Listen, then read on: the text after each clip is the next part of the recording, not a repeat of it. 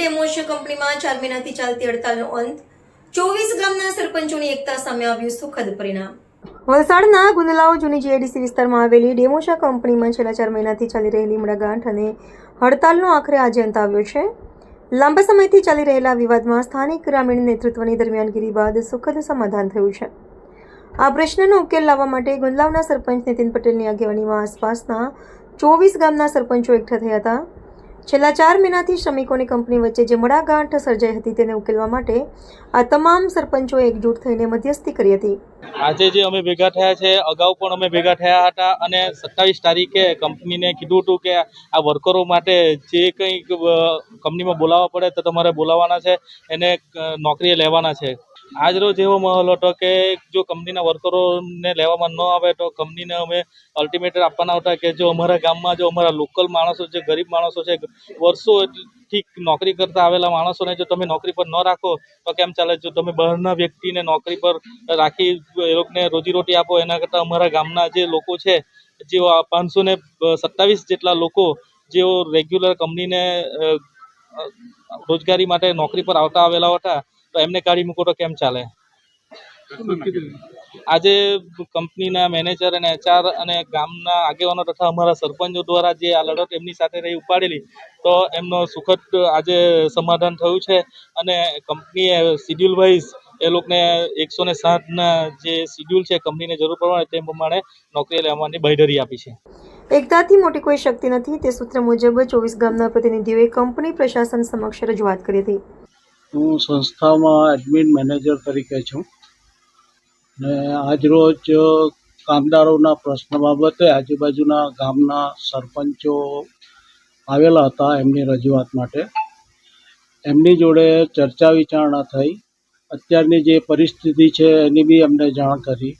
એ હિસાબે એમણે એવું કીધું કે કામદારોને 20 દિવસની રોજી મળે એ હિસાબે તમે શિફ્ટ શિડ્યુલ બનાવો અને બધા કામદારોને સમાવી લેવાના, એ રીતની આજ ચર્ચા થઈ ને વાતચીત થઈને નક્કી કર્યું। અગાઉ એવું કોઈ સમાધાન ક્યાં થયું છે? હડતાલ માટે કોઈ સમાધાન નથી। એમણે કંપનીમાં હડતાલ સમિતિને આવવાની વાત કરી, તે દિવસે એ લોકોના અહીંયા local union leader Balwantbhai Thakor જોડે ચર્ચા થઈ ને એમણે કીધું કે તમે શિફ્ટ શિડ્યુલ મૂકો, એ હિસાબે માણસો આવશે। આખરે આટલા લાંબા સમયના સંઘર્ષ બાદ સરપંચોની એકતા અને સમજાવટથી આ વિવાદનો અંત આવ્યો છે। આ સફળતાને કારણે કામદારો અને સ્થાનિક રહીશોમાં હર્ષની લાગણી ફેલાઈ છે। હું બળવંત ઠાકોર, આજે 4 મહિના અમારી હડતાલના પૂરા થયા। અમે 104 દિવસ પર કોઈપણ જાતની શરત વગર હડતાલ સંકેલી લીધી હતી, તેમ છતાં સંસ્થાએ રાતોરાત અમારા 240 જેટલા કામદારોને નોકરીમાંથી બરતરફ કરેલા।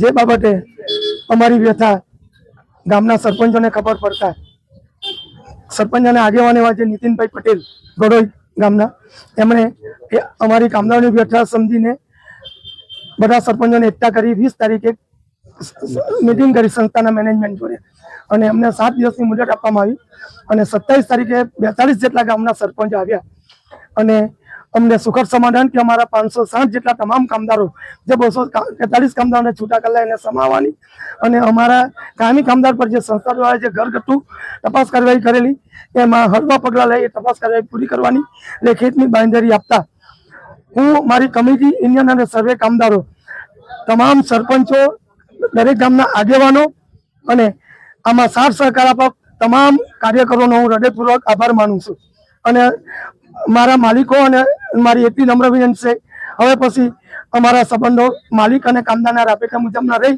સંસ્થા ઉત્તરોત્તર પ્રગતિ કરે અને અમારી વ્યથાને અમારા માલિક બી સમજે અને સારી રીતે સંસ્થા ચાલે એવા અમે ભગવાન પાસે આશીર્વાદ માંગે। હું મારું પ્રવચન પૂરું કરશું।